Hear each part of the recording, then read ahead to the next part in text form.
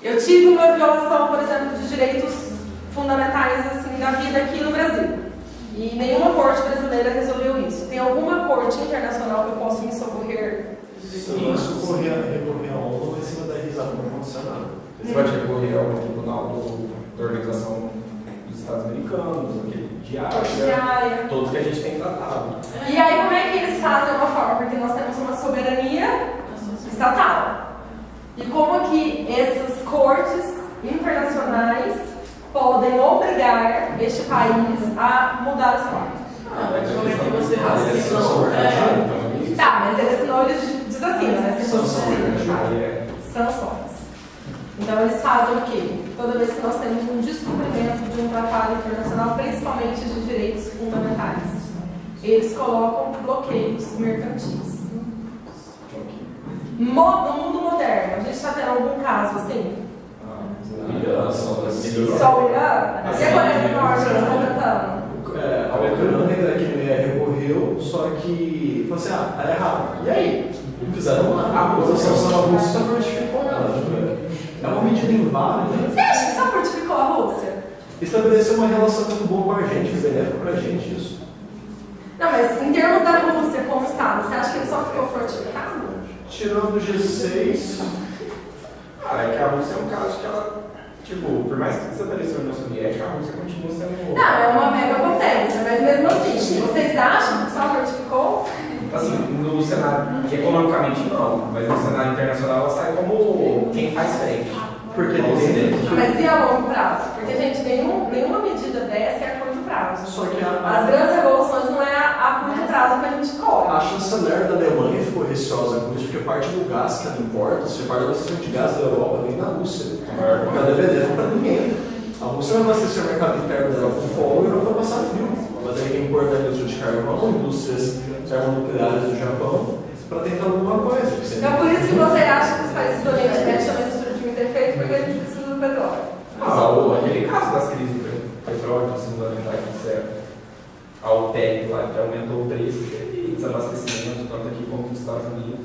Na década de 90, mudando totalmente as aspectos, a gente ia para Ruanda. Teve um genocídio dos Hutus, a ONU não fez nada. Ela assistiu 800 mil pessoas se degladiarem até a morte com facas, pedras e paus e falou, cara, a gente é um órgão superior, mas 800 mil pessoas morreram. Gente, é o caso da Síria.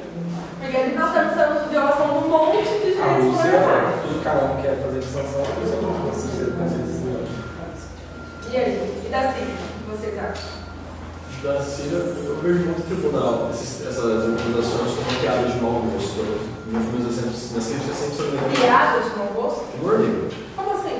Você recorre a gente fala que faz alguma coisa e fica com esperança que não faz nada. É o político do parecer. Perdão. Político do parecer. Eu prometo alguma coisa, você espera animadamente e eu só ganho tempo e não vou fazer nada com isso. A ONU, você fala que cada vez mais o que foi a Liga das Nações. Não. Ela não consegue fazer. Que ela propôs na carta dela, de criar direitos humanos que sejam efetivos. Você acha que isso é um problema de representatividade? É um problema de as normas que a ONU cria, elas não têm interatividade. A ONU não consegue gerar uma sanção forte o suficiente, para fazer valer as normas dela.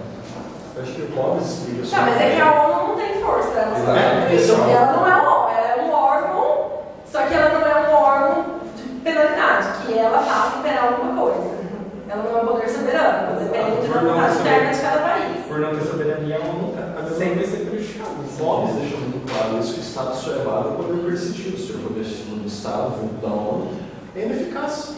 Não tem peso que vai fazer valer. Vai fazer sanção econômica. Eu digo um sistema capitalista, crises são constantes. Precisamos de uma relação estatal grande. E o governante que não sabe se adaptar a situações adversas, ele vai cair de alguma forma. Vai subir alguém que sabe prever esse cenário de bloqueio de algum país e passar para outro. Ótimo, os Estados Unidos estão boicotando a Rússia, por que não partir para Cuba? Por que não partir para a Coreia do Norte? Tem boicote? Vocês estão boicotando? Ótimo, tem dois mercados para crescer. Quem vai ser beneficiado? Então, por não ter esse poder coercitivo, alguma forma de fazer valer o que acontece, essa política não pode ser. Para mim, isso é cruel. Inviolabilidade. Toda vez que nós falamos que um direito é inviolável, observar, ver o que nós estamos dando de sentido para aquilo. Caso a gente sofra uma lesão desse direito, a gente tem o poder de, tipo... De reparar. de De exigir uma reparação. Ou a sensação dessa lesão. De imediato, a sensação. Isso. E a longo prazo, a reparação. Essa reparação é sempre em qual esfera? Efetividade. Não lei, é para pensar o que vem antes. Efetividade é fazer valer da lei. Tá? Eu queria a lei, por exemplo, foi criado na fundação da UEM uma lei que ela entrega assistência estudantil. Só que não tem efetividade porque não houve assistência estudantil. E essa efetividade é fazer valer a lei. Efetividade É você gerar a aplicação dela. nem que seja de forma coercitiva. Também chamado. Tá? No último aspecto. Centralidade dos direitos humanos. O que seria a centralidade dos direitos humanos? Nada que a gente cria no nosso ordenamento pode contrariar. Ele é um foco, uma estrutura central.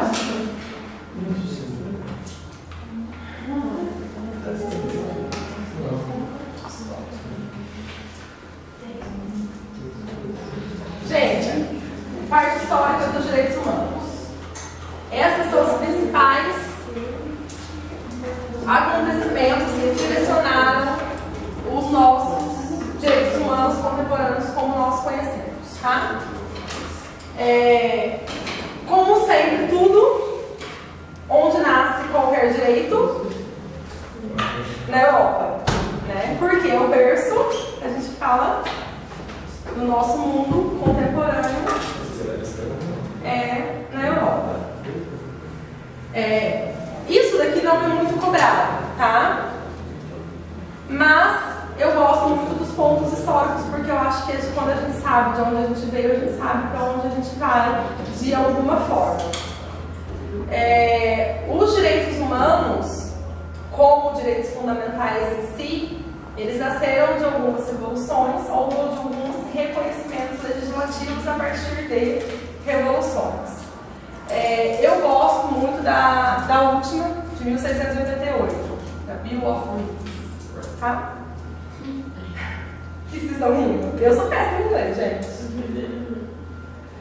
Eu coloquei nos slides 1 a 1, só que eu não queria perder tempo disso com vocês, porque senão a gente não termina a matéria. Que horas são? 5 para 5. 5 para 5. Então, calma aí, vou pular um pouquinho.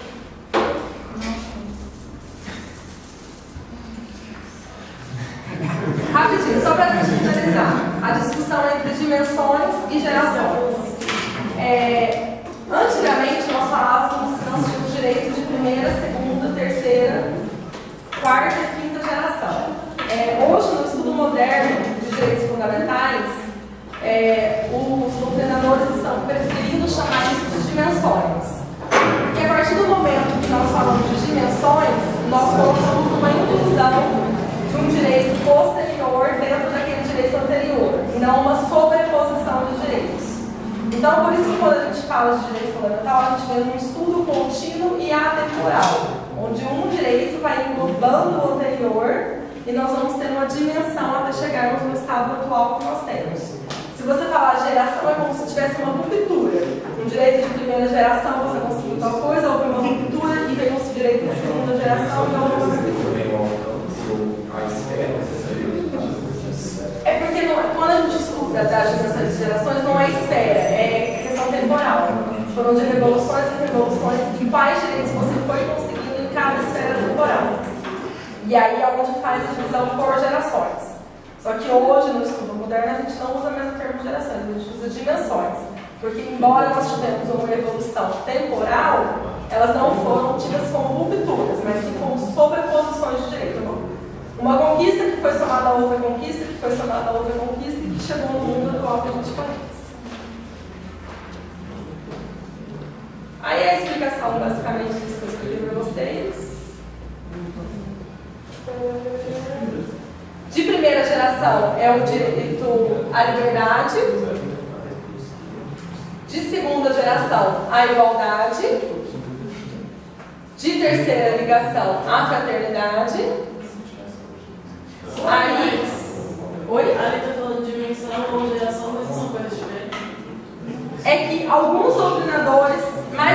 chamam de geração, só que os direitos são o mesmo. A única ideia é essa da diferenciação é que quando você fala no sentido de geração, você fala em ruptura. E a partir do momento que você constou é como se você abolisse o anterior. E na verdade, pelo sentido moderno, a gente não tem essa ruptura. Mas quando a gente fala de dimensão, porque a gente verifica que na conquista de você agrega o outro. Então, derruba o outro. Por isso que tem esse desenho aqui, ó. É que não deixa de existir.